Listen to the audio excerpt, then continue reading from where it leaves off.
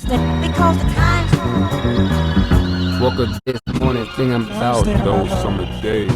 best friend got caught up when I stayed in Douglasville. Doing trying to stuff by myself. I'm a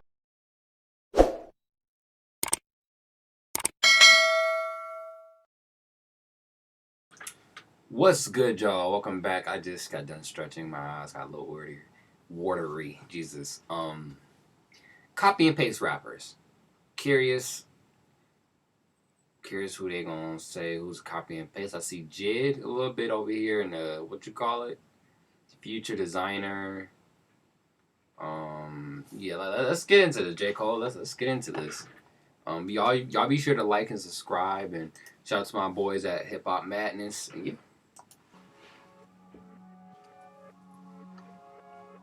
No popular music genre values individuality quite as much as hip-hop does. In a constant battle to have a voice, a persona, or a style that stands out from the rest, the occasional instance of musical doppelgangers is usually cause for scrutiny, jokes, and debate. With high-profile examples of hip-hop sound-alikes like Action Bronson and Ghostface Killah, j.i.d and Kendrick Lamar, and Designer and Future, when do these extreme similarities cross the line from crazy coincidence to copy-paste music?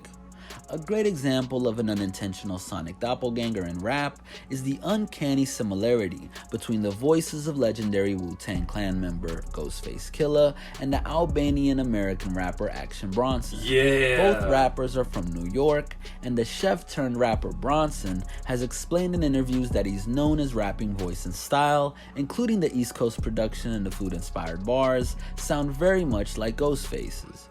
In an interview with Hip Hop DX in 2011, Bronson took the comparisons in stride and found them complimentary, saying Ghost is one of the best rappers alive, and that it was fine by Bronson if the comparisons were made as long as people respected his individuality. For years, the comparison lingered, but didn't seem to be any more than a well-known coincidence. Even Ghostface himself gave Bronson props in a 2012 interview with Fuse. The comparison only became a problem in 2015 in a moment of pride for Bronson on the popular ESPN show Sports Nation. Earlier that year, Ghostface Killah made a light joke about confusing an Action Bronson verse for something he may have forgotten he recorded. Whether that reached Bronson or not, he had been on a roll leading up to the release of his major label debut, Mr. Wonderful, and took a different approach to being asked about the Ghostface comparison on live television. While he insisted Ghost was an all-time great, he said he was indifferent about the comparison rather than honored. Once Max Kellerman told Bronson a story about mistaking him for Ghost, Bronson now infamously replied, "He's not rapping like this no more." He doubled down by saying he was just being honest when Marcellus Wiley asked if it was a shot at the Wu-Tang icon. In fairness to Action Bronson, having to hear the same opinion of your music for an entire length of your professional career when it takes away from who you are as an artist must be irritating. Unfortunately, the Ghostface comparison was simply unshakable. It took one mistake for the comparison to shift from an annoyingly funny coincidence into an obstacle that made Bronson have to earn back some respect in the hip-hop community. While he's built up a strong fan base and has a quality discography, being scolded by Ghostface Killah about handling the comparison comments with disrespect has kept Bronson from being as hot as he was in 2015. I heard something. Despite the mistake. My apologies, everyone. I heard something and my attention went elsewhere. My apologies. Made on ESPN, Action Bronson's track record is that of a unique artist who respects what came before him. Having that voice and growing up in Queens meant there was no way Bronson could avoid the Ghostface comparisons unless he simply didn't rap. Most instances of rap sound-alikes and copy-paste rappers are not pure coincidences like the Bronson-Ghostface comparison though. A step up from simply sounding like an older rapper is adopting a flow, tone, or set of vocal effects unique to a notable hip-hop artist. This is not necessarily a bad thing, but artists sounding alike in this case is more intentional. Take for instance similarities between Dreamville rapper j.i.d and TDE MVP Kendrick Lamar. But now, it's Kendrick Lamar and Baby King.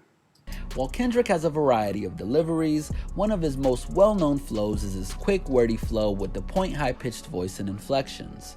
In this cadence, he often uses short words or longer words with syllables that break down cleanly into root words he then uses for wordplay. In an I don't know how people do all that. Get too complex with their wordplay. I just rap what's on my mind and make it make sense. Unfocused yet detailed discussion of the similarities between j.i.d and Kendrick on Kanye Twitter this past June, user Baby Keem highlighted moments where j.i.d has used rhyme schemes very similar to ones used by Kendrick in the past.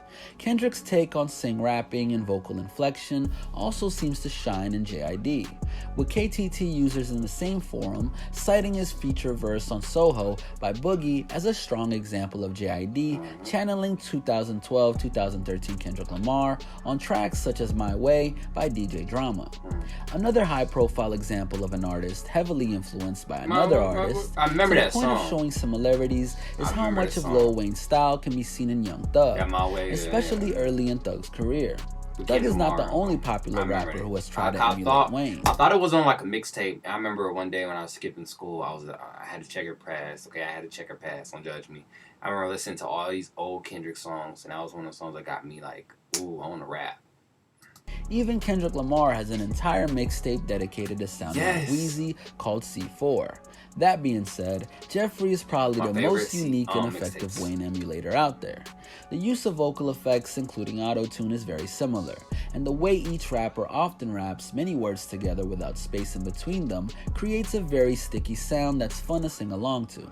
In fact, Thug's take on Wayne's inflections and cadence is arguably the birth of what's described as a slime or YSL sound, a warbly auto-tune style of rap where words sound like they're dripping and flowing into one another, which hides the often clever or goofy punchlines.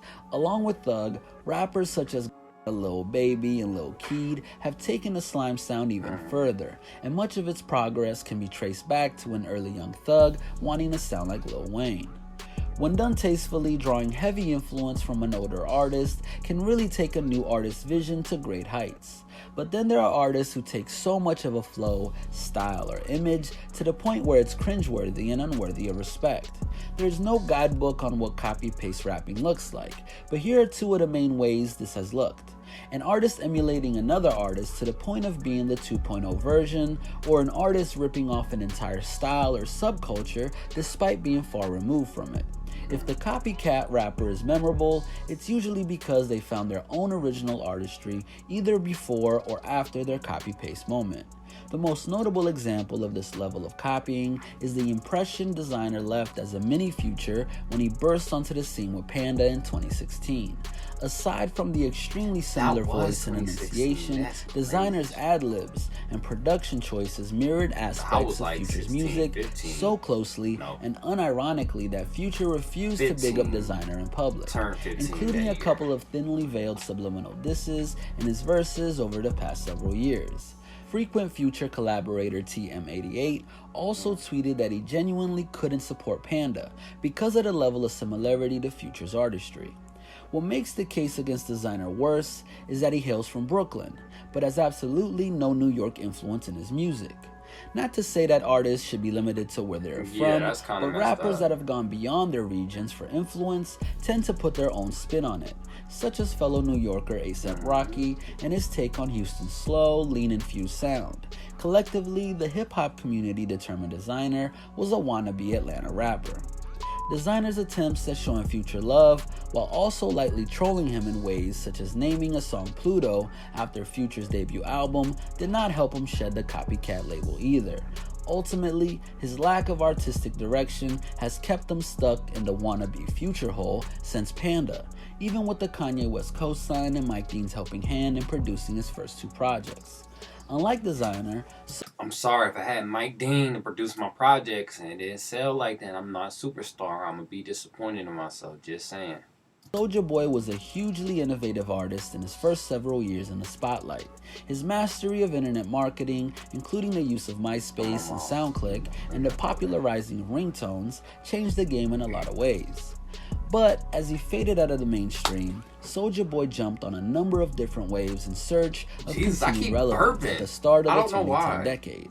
This most notably included a series of collaborations with Lil B from 2010 to 2011, and then a series of collaborations with Chief Keef and associated drill artists like Fredo Santana and Tato between 2012 and 2014.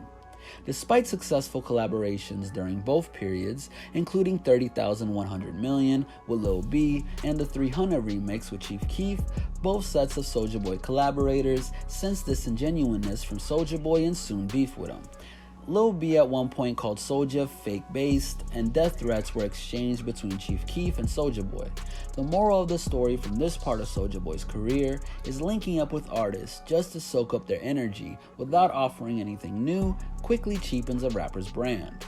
With Soulja Boy and Designer as good examples of intensely copying individual artists, Rich Brian's early work is an example of cookie-cutter rapping, something many radio-friendly and international rap acts are caught doing.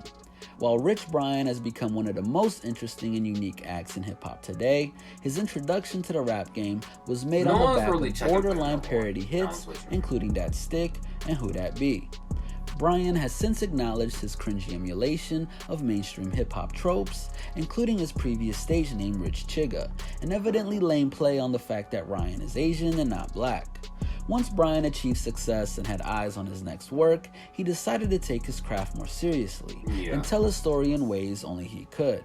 It is this shift and evolution in his approach to rap on his last two projects, Amen and the recently released The Sailor, that has helped Rich Brian permanently shed the parody label. Perhaps imitation is the greatest form of flattery. I could say, let me not say that. I'm not checking for Rich Brian no more. I was when Amen came out, but not no more. That Sailor came out, I wasn't really looking at it, like, honestly. But without a new spin on an original sound, continued imitation is perhaps one of the greatest crimes a rapper can commit. Rappers sounding like other rappers is bound to happen though, and there's plenty of space in the game to appreciate younger artists being heavily influenced by older artists and taking the flows and sounds of OGs further. This has been But that's the thing, if you take sounds of the older people, right, you need to give them the respect. Shout them out, put them in the verse, do something. Have like a word they say a lot and make that be a part of the song title or something. Do something. That's what I say. But with that being said, be sure to like and subscribe. Y'all stay happy, stay blessed, and see y'all next video. Peace. Mario the poet.